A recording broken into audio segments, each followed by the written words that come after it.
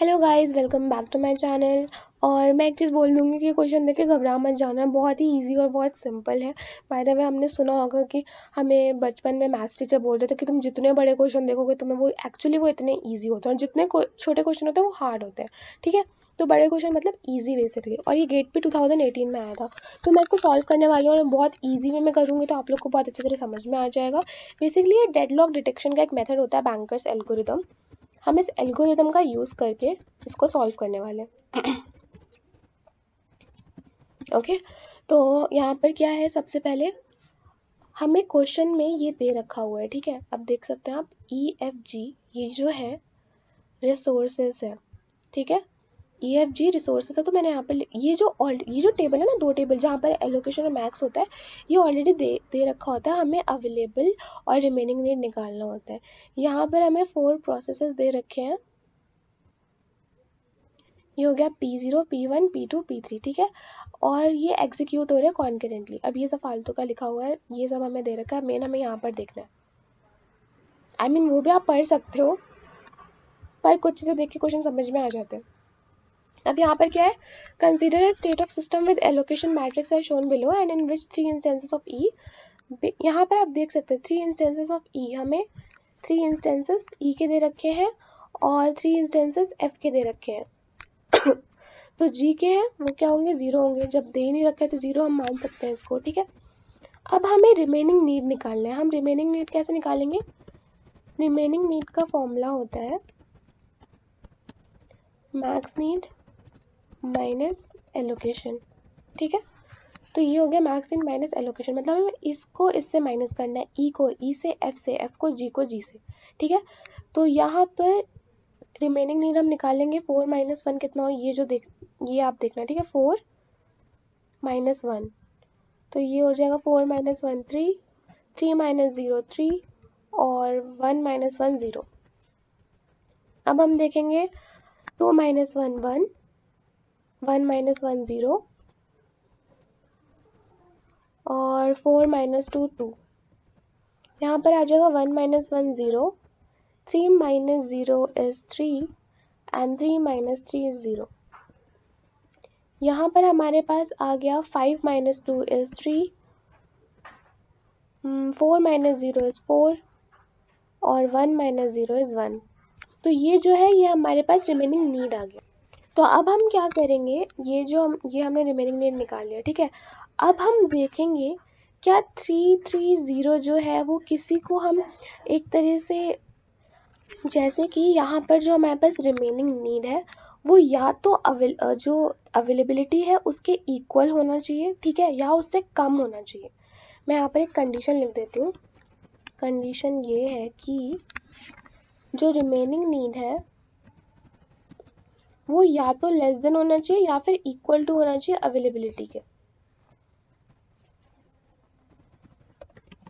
ठीक है, तो ये हमारा आ गया। अब हम देखेंगे क्या 330 किसी, ये जो कंडीशन है फुलफिल हो रहा है, ऑब्वियसली हो रहा है।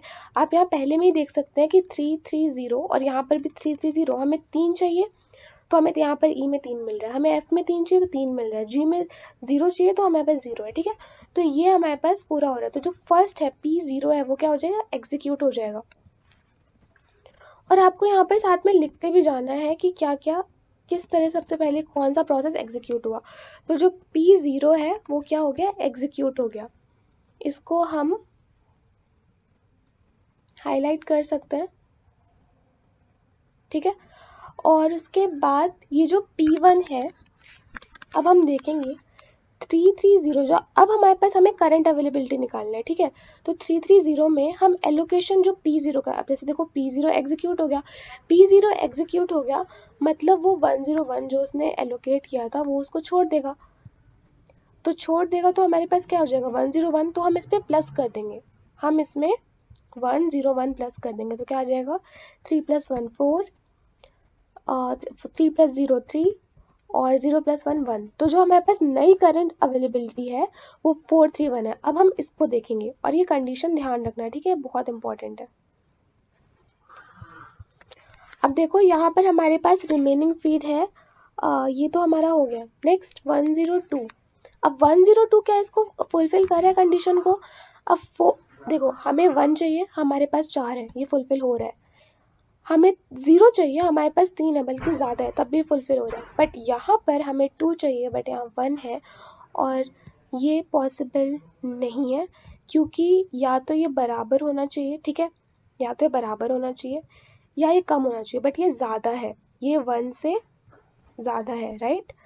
तो ये क्या हो जाए, ओके। अब हमने देख लिया कि ये तो हो नहीं सकता, क्योंकि यहाँ पर रिमेनिंग नीड लिखा हुआ है कि कम होना चाहिए, लेकिन ये तो ज़्यादा है और इक्वल भी नहीं है, ये तो 1 के इक्वल भी नहीं है, तो हम इसको नहीं ले सकते।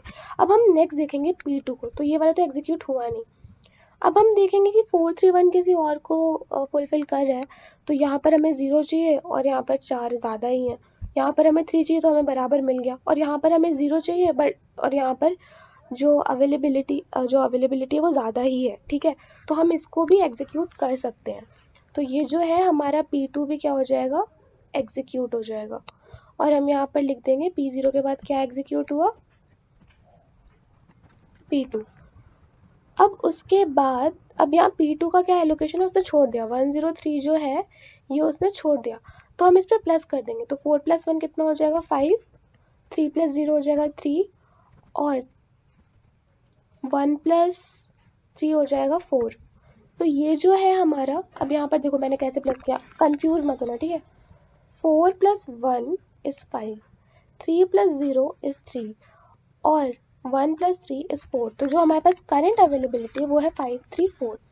अब हम देखेंगे कि क्या कोई और, अब जैसे हमने पहले छोड़ दिया था, किसको छोड़ दिया था, हमने P1 को छोड़ दिया था, तो हम P1 का चेक करेंगे कि क्या इस बार कंडीशन फुलफिल हो रही है। तो देखो हमें यहाँ पर 1 चाहिए, हमें 5 मिल रहा है, ठीक है, ज़्यादा ही है, हम कर सकते हैं। यहाँ पर 0 है, हमारे पास 3 है, और यहाँ पर 2 है, हमारे पास 4 है, तो हमें ज़्यादा ही मिल रहा है, तो हम इसको आराम से एग्जीक्यूट कर सकते हैं। तो हमारा P1 जो है वो भी एग्जीक्यूट हो गया। तो हम यहाँ लिख देंगे P2 के बाद हमारा क्या एग्जीक्यूट हुआ, P1। अब लास्ट में, अब P1 ने अपने जो भी उसने एलोकेट किया था वो उसे छोड़ दिया 112 को, तो 112 को हम प्लस कर देंगे तो क्या आ जाएगा 6, ठीक है, 5 + 1 6, 3 + 1 4, और 4 + 2 is 6। तो हमारे पास 646 आ गया। अब हम चेक करेंगे क्या हमारे पास कोई अभी हमारा लास्ट यही बचा है, P3 बचा 341, और आप देख सकते हैं हमारी कंडीशन कहती है कि अगर अवेलेबिलिटी ज़्यादा, जो रिमेनिंग नीड है वो कम होना चाहिए अवेलेबिलिटी से, तो कम है। देखो 341 646 से कम भी है, और यहाँ पर 4 और 4 बराबर है, तो हम इसको एग्जीक्यूट कर सकते हैं आराम से। तो हमारा P3 भी क्या हो गया, एग्जीक्यूट हो गया, ठीक है। तो हमारा नेक्स्ट क्या एग्जीक्यूट हुआ, वो है P3। अब हम इस पर प्लस कर सकते हैं, लास्ट में क्या है 2 0 0, तो हमने 6 + 2 कर दिया यहाँ पर, 4 + 0 और 6 + 0। तो बेसिकली हमारा यहाँ पर जो आंसर आ गया वो आ गया 8, ये हमारा 4 हो जाएगा, और ये 6 ही रहेगा, ठीक है, ये भी 4 रहेगा। तो हमारा जो लास्ट में जो वैल्यू, देखो कभी कभी क्वेश्चन में पूछ लेते हैं कि तुम्हारी लास्ट की अवेलेबिलिटी क्या है, करंट अवेलेबिलिटी, हमारी करंट अवेलेबिलिटी है वो है 846, ओके। अब हम इसको सेफ सीक्वेंस बोल सकते हैं, कैसे, क्योंकि जो P0 P2 P1 P3 है वो 1 by 1 क्या हो रहे हैं, एग्जीक्यूट हो रहे हैं। ऑर्डर नंबर इतना मैटर नहीं करता कि हम 1 पहले आ जाए या 0 बाद में आ जाए, डजेंट मैटर। आप यहाँ पर देख सकते हैं कि P1 पहले होना चाहिए बट P2 पहले है, तो इससे फ़र्क नहीं पड़ता। प्रोसेस जो है वो एक 1 by 1 एग्जीक्यूट हो रहे हैं, उसको हम सेफ सीक्वेंस बोलते हैं, ठीक है। अब हम ये भी क्वेश्चन अपने आप से पूछ सकते हैं, क्या ये डेडलॉक है, तो नो डेडलॉक हियर। क्यों, क्योंकि सारे प्रोसेस जो है वो एग्जीक्यूट हो गए। अगर इनमें से एक भी प्रोसेस एग्जीक्यूट नहीं हो पाता तब हम कहते हैं कि वो डेडलॉक सिचुएशन है। तो हमारे पास क्या हो गया, safe sequence but no deadlock. तो ये ऑप्शन इधर है नहीं, खाली सेफ का है, तो हम सेफ को करेंगे, यहाँ पर डेडलॉक का पूछा नहीं है, ठीक है। तो यहाँ पर ये देख रहे हैं कि जो प्रोसेस है वो सेफली एग्जीक्यूट हो रहे हैं 1 by 1, तो हम बेसिकली सीक्वेंस में हो रहे हैं, तो हम इसको बोल सकते हैं कि ये सेफ स्टेट है। तो जो हमारा करेक्ट आंसर है वो ये है, the system is in safe state. हम ये नहीं, अब ये जो क्वेश्चन है, if one more instance of ईवर available, पहली बात तो सारे इनमें से कोई भी नहीं, क्योंकि सब में आगे लिखा हुआ है the system is not in safe state. अब ये सेफ स्टेट में है तो सब ऑब्वियसली ए ऑप्शन पहले होगा, लेकिन बात का अगर हम पढ़ें तो इसमें ये बोल रहे हैं कि but would be safe if one more instance of E were available. मतलब हमें क्या कुछ एक्स्ट्रा इंस्टेंसेस की ज़रूरत है किसी प्रोसेस को एग्जीक्यूट करने के लिए? तो नहीं, हमने सारे इसी में जो हमारे पास अवेलेबल थे उसी से हमने सारे एग्जीक्यूट कर दिए, तो ये एक सेफ स्टेट है। तो हमारा ये क्वेश्चन अब जाके पूरा हो जाता है। और ये बहुत ही सिंपल है, बहुत ईजी है, आपको देख के समझ में आ गया होगा। अगर आपको मेरी ये वीडियो अच्छी लगी तो प्लीज़ मेरे चैनल को सब्सक्राइब और लाइक ज़रूर कर देना। Thank you so much.